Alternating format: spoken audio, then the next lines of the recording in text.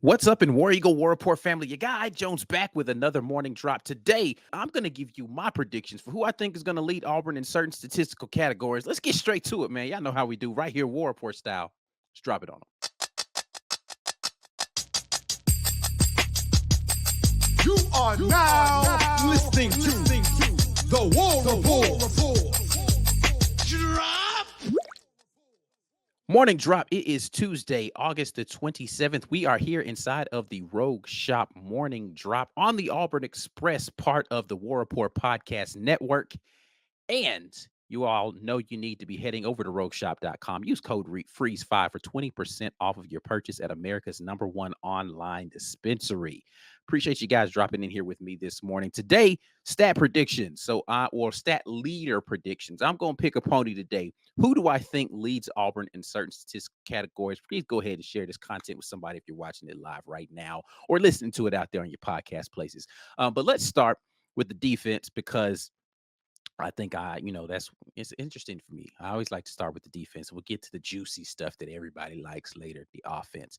I'm going to start with who I think, and I want you guys to put down in the comment section who you think. I'll give you my reasons why, but I'm going to start with who I think leads Auburn in tackles this season, just pure tackles this season.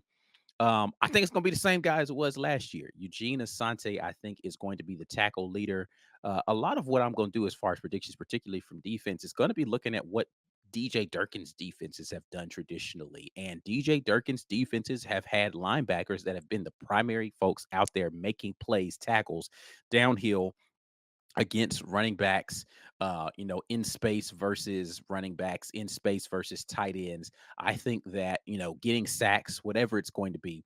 And I think Eugene Asante is a man on a mission this season. He is a heat seeking missile. I think Eugene is going to go out there. He's going to challenge for, the sack lead in maybe even the conference this year, but he's going to lead Auburn this season in number of not sack lead, excuse me, tackles lead in the conference this year. He's going to go out there. He's going to do his thing, man. So I'm going to pick Eugene Asante. I want to know your thoughts on that one. Next up is going to be tackles for loss. We talked a little bit about the sack number yesterday. If you watched yesterday when I was on with my guy Blake from over there at Up Tempo, and how I feel as if Auburn's going to have a dub. Well, maybe I think 9 was the number I put on it. Two guys with more sacks this year, 9 to double digits. We didn't talk about tackles for loss. Tackles for loss this season, I think, is going to be interesting. And I do think that comes from the interior defensive line as the guy that's going to lead that. And I'm going to pick the guy who has the most experience in the DJ Durkin defensive system, and that's Isaiah Rakes. I'm going to go with Isaiah Rakes as the guy who I think is going to be able to cause havoc along that defensive front. Um, he is going to be asked to play several different techniques along that front, but I think that he is going to be a guy that's going to be disruptive there in the interior of that defense. I'm going to go with Isaiah Rakes as the guy who has the most tackles for loss for the team this season. Again, I would love to hear you all's thoughts on this one. Next, uh, no surprise here who I'm going to go with for the guy for sacks. If you listened yesterday, I gave a hint at this, and if you heard me talk about this guy at all, a healthy Jalen McLeod is a problem for an offensive tackle. I don't care what uh, size, speed. He is a problem, right? Like I don't care if it's SEC. I don't care if it's going to be now the ACC, Cal, FCS. Doesn't matter. He's going to be a problem. Healthy coming into the season. I think he gets double-digit sacks this year. Jalen McLeod will be the leader for this team in sacks. Keyron Crawford, don't sleep on him. He's going to go out there. He's going to be causing havoc. The only reason Keyron would even challenge for this, for me, in my opinion, is because he is likely going to be coming in on sub packages a lot more often to be like that's what he's coming in for is to go get after the QB. So he will likely have fresh legs in opportunities that are made for going and getting those sacks. But I still think that Jalen is going to be a problem on the first 2 downs and able to kind of put pressure in those scenarios. I'm going to go with Jalen McLeod sacks for the team. All right. Next up, Let's get into some defensive back folks because these are the guys I think will one of or in these two statistical categories, it will be a DB that's going to do this. And uh interceptions. Interceptions is a tough one. If you listened yesterday, I talked about how I don't know that Auburn's going to get more interceptions this season. The team last year, led by Jalen Simpson, was very much ball hawkish, particularly early in the season. I don't know that I see that, and you traditionally, I went and I looked at a couple of years of Durkin's defenses. They haven't generated a lot of interceptions. Um, Pressure rate's been high on QBs that just haven't been getting a lot of interceptions, and I don't know that we've got the ball hawk type of guys where you could put them out there on the island, don't throw it over there type of guys. And I think in the way that they play the off coverages, it's more about, as said yesterday, more about throw it to short, make the defense throw short, rally and tackle. So with that being said, I do think I'm gonna have to give love to my guy, man. You know what I'm saying? I'm gonna give love to Keontae Scott on this one. I think he's gonna lead in interceptions. I just watch a big reason why I'm high on him for having the lead in interceptions is what I saw from him in the bowl game. He had an opportunity to get a pick in the bowl game. I just like the way that he plays the coverages that he's going to be asked to do. And I think that Keontae Scott is a little bit, not a little bit, we've seen him in fielding punts. He's a risk taker, right? Let's be honest. Let's call it what it is. He takes risks, right? Because he wants to make the play. That's the kind of guy that gets interceptions, right? Like he's going to be around the football a lot. I think Keontae Scott leads this team in interceptions this year. Um, Conversely, I think the guy that leads the team in pass breakups is going to be the guy on the other side of the field, and that's Kayan Lee. Kayan Lee does have really good ball skills. Now, I just said that I don't think that Auburn really has a lot of ball hawks on this defense, but Kayan Lee does have impeccable ball skills, and I think he competes in such a physical way, particularly at the catch point. He's going to break up quite a few passes this season. Give me Kayan Lee as the Auburn defensive leader in pass breakups. Um, Last statistic that we'll go after here, and this one, I could go a lot of different directions in my mind about this one, and this is forced fumbles. Who's going to be the guy on team that's going to be getting opportunities to jar the ball loose from a would-be rushing, running back, wide receiver, blah blah. I think that guy is going to be Jaron Thompson. Think Jaron Thompson's going to be a guy forcing fumbles for this team this year. For some reason, I always picture a safety that is last line of defense kind of guy that's going to get those opportunities, especially a guy who likes to play down close to the line of scrimmage like Thompson does. He's going to be making the calls for the defense. He's going to be a guy who's going to be asked to do um, again, that last line of defense stuff. I think he's going to be a guy that's going to force some fumbles this year. I think he's going to lead the team in that statistical category as having the most forced fumbles. Um, and I said that was the last statistical category, but the last thing I want to do here when talking about defense is I want to pick preseason who Ike Jones's defensive MVP is going to be. That guy, I think, is going to be the emotional leader, the tackle leader for the team, my guy Eugene Asante. I think that he is going to be everywhere, all over the field this year. Going to be doing a little bit of everything. Like he might not lead in forced fumbles. I think he's going to force some fumbles. He might not lead in interceptions. I think he's going to intercept the pass this year. He's going to be the leader in tackles. He might not lead in sacks, but he's going to go out there and he's going to get the quarterback to the ground. Eugene Asante is going to be everywhere for this defense this year. Now, having said all that, I actually thought about putting a couple of other people in some of these plays, but Eugene is just the guy this year for me for this Auburn defense. I think he's going to be that engine. He's going to be the most valuable piece to this defensive unit this year, making a lot of plays all over the field. So I'm gonna go with Eugene Asante on that one. All right. Now, let's flip it over to the other side. But before we do, of course, we want to talk to you guys about the sponsor of today's War Rapport morning drop right here on the Auburn Express, and that's the folks over at Joy Mode. Um, of course, we want to call out the obvious that guys want to head into the bedroom with all the confidence in the world because that's your time to get in there and handle your business. But you can't present the best version of yourself if all of the equipment isn't working right. JoyMode's got you covered, man. You need to head over there to tryjoymode.com, 20% off plus free shipping when you use code rapport. Not only does it help with your stamina in terms of your ability to maintain the intimacy, but your breathing, your cardiovascular system, it'll help you out in those ways as well. Blood flow is important. And listen, if you don't know, your blood's got to be pumping properly. In order to do that, you got to be able to get the oxygen to places where it needs to go.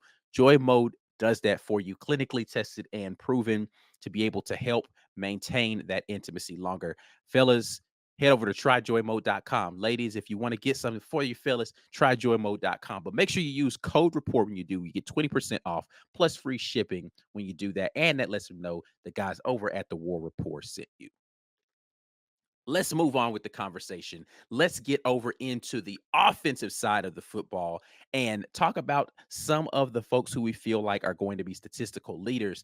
Now, this one I think is going to be a little bit more hotly debated in the comment section as to who people think might be the folks. Um, I don't want to do anything super obvious like who's going to lead in passing yards, touchdowns, all that kind of stuff. Like, I guess someone could have a debate about that, but until there is a someone who is not the starting let's just start until the starting quarterback is not Peyton Thorne. What I'm trying to say, he's the guy, right? And I'm not going to in the preseason predict that someone else is going to come in and usurp him. So put Peyton Thorne down for all of that stuff as far as passing is concerned. Now, the question is about the run game and who's going to be catching these passes this season and touchdowns and that sort of thing. So let's talk about that. And let's start with the backfield and who is going to be the leader in rushing yards for Auburn this season. This one feels self-evident to me, but we're going to say it anyway. Jarquez Hunter. It's going to be Jarquez Hunter. He's going to have the most rushing yards. Um, the most yards per game as well, Jarquez Hunter. Now, slightly differently, who is going to be the player with the most yards per attempt or per carry?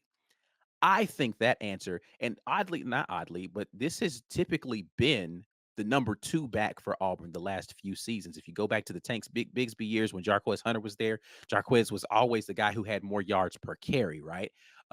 Last year, I think Jarquez might have been yards per carry last year too. But anyway, I think Damari Alston's going to be that guy this year. He's not going to have as many attempts, but I think when he comes into the game, he's going to what typically happens when you get that second running back in the game is the defense relaxes. It's like, oh, 27's not in there. All right, cool. We can relax a little bit. And that's when Jarquez, that's when Damari, I think, is going to bust him over the head and he's going to get some big gainers for him. I think that, and he gets tough yards. Again, the style of run that he does, if you've heard me talk about Damari, between the tackles, the jump cuts, all that kind of stuff, he can get those tough yardage. He's just a different style of runner. Even though I think Jarquez Hunter, not think, I know Jarquez Hunter, I think is, I said I think twice. I know that Jarquez Hunter is the bigger home run threat, but I think that Damari Alston is going to have a more consistent big play or big gain ability when he touches the football because of the change of pace that's going to happen with the way the defenses are going to respond to him being in the game. Give me Jarquez Hunter on rushing yards per carry. Excuse me, Damari Alston rushing yards per carry. Jarquez Hunter yards per game / yards on the season. Um, Rushing touchdowns. Who is going to see the end zone the most as a ball carrier? I think I'm gonna have to go with Jarquez Hunter on this one as well. We'll go Jarquez on this one as well. I just think that he'll have the most opportunities to do it, so he's going to see the zone the most. Auburn didn't have a lot of rushing touchdowns. Like Auburn didn't have a lot of touchdowns, period, last year. Like let's just keep the buck. But didn't have a lot of rushing touchdowns last year. I think this year they're going to need to up that production, of course, offensively in general, but going to get more opportunities in the red zone. I think Jarquez Hunter cashes in on that. He will lead the team in rushing touchdowns. All right. Pass catchers one. This is the one I think everybody's sitting here waiting on. What do I think? Who do I think is going to lead in total receptions? Who's going to get the football the most This one might be interesting for some people. I think the answer to this is Keandre Lambert Smith. Now, I could be convinced to change my mind because he's dealing with the ankle injury right now, and he might have, a couple of games where he doesn't get as many snaps and opportunities early in the season. So that may change. But I think as the season goes along, you're going to see defenses continue to roll coverage in the direction of Cam Coleman. And that's going to give Keandre Lambert Smith more opportunities as an outside receiver in this Hugh Freeze system to get more receptions. Give me Lambert Smith as the leader in receptions this season for Auburn. Um, Now, the leader in receiving yardage for the team. Lambert Smith's going to have the most receptions. Is he going to have the most yard? I think that Lambert Smith also, I didn't say this in my explanation. I think he's also going to get the ball in more varieties of ways, right? Like I think they're going to, put him bubble screen situations. They might move him in from a number one to a number two and have him coming out of a stacked release from the slot. I just think he's going to get more of those types of opportunities. But I think your home run here is Cam Coleman this year. So he's going to be my leader in receiving yards for the team this year. Might not have the most receptions, but he will have the most big plays and yards per reception, which I think will end up being the most yards total for the season. Give me Cam Coleman as my leader in that statistical category. Um, Next up, who's going to see the end zone the most as a receiver this season? I'm torn on this one. I'm honestly very torn on this one because I could go a couple of different directions, but I'm actually going to give you a third name, and I'm going to go with last year's leader in receptions for Auburn, Rivaldo Fairweather.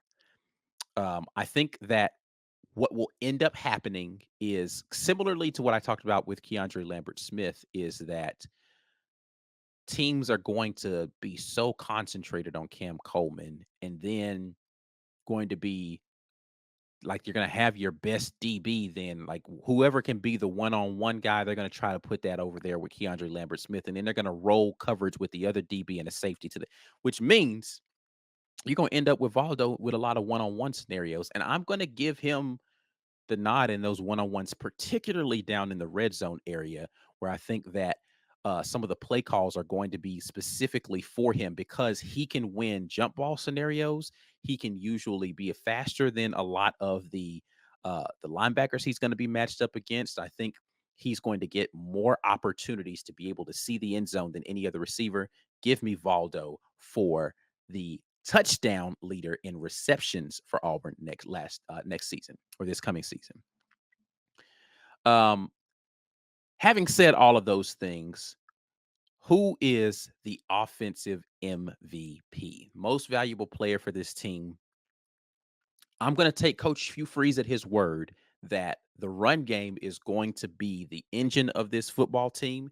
With that being said, my offensive MVP is going to be none other than Jarquez Hunter this year for Auburn. I think he is what's going to make this team go. He's going to be having opportunities to catch out of the backfield this year a little bit more than he has previously. They've already talked about the inventive ways that they want to get the ball to the running backs this year. I think Hunter puts on a display of why he deserves to be an NFL draft pick this year in his senior season. Give me Jarquez Hunter as the offensive MVP. Let's throw one more out here just for fun. Just for fun, we're going to do one more. And who is going to be the most improved player on this team this season? The guy who last year maybe didn't show up the way you thought they would, didn't get a lot of playing time, XYZ. That player for me this year is Robert Woodyard. I think Robert Woodyard's going to be my most improved player this year. I'm not going to tell you who my runner ups on this time, but holla at me at office hours later, and I'll give the members green name gang when we go to office hours. If y'all want to know who some of my runners up for some of these things are, we'll talk about that during office hours. But I'm going to go with Woodyard because I think this is going to be his first opportunity to see playing. I've already seen him change his body year over year, right? I love the development that he did to get his body in playing shape, and he's faster and he's leaner. I think he's going to get more playing time as a result, and therefore he's going to be more impactful on this defense. I love when I look at the film on DJ Durkin's defense, what he does with his player rotations, and particularly how he puts his linebackers in position. Robert Woodyaard's going to be a guy that's going to go out there and go make some big plays for Auburn this season. Give me Robert Woodyard, most improved player this season for the Auburn Tigers. That's it, man. That's all I got for y'all this year. I want to hear who you all think are going to be the leaders in these statistical categories. I'm talking about tackles, sacks, interceptions, forced fumbles, pass breakups. What else did I have in there? Tackles for loss, receptions, rushing yards, yards per carry, uh, passing yard. Receiving yards, uh, receiving touchdowns. I want to know who y'all think is going to lead in all those categories. Give me an offensive MVP, defensive MVP, most improved player right down here in the comment section. I need to hear all of that from y'all for Auburn this year. But I'm out of here, man. I'm going to stop talking once again. And as always, the morning drop is brought to you by the good folks over at the Rogue Shop. Make sure you head over to rogueshop.com. Use code REPORT when you do, or excuse me, right now the code is FREEZE5. Get you 20% off. Code REPORT was only getting you 10. FREEZE5 will get you 20. So go ahead and put that FREEZE5 in there. Get you a little something from America's #1 online dispensary, the Rogue Shop. Before you all get out of here, make sure you like this video, subscribe to the channel, share the content with somebody, whether you're listening on podcasts or you're right here on YouTube. We'll be back at you guys with another morning drop tomorrow. But until the next time, and as always, War Eagle.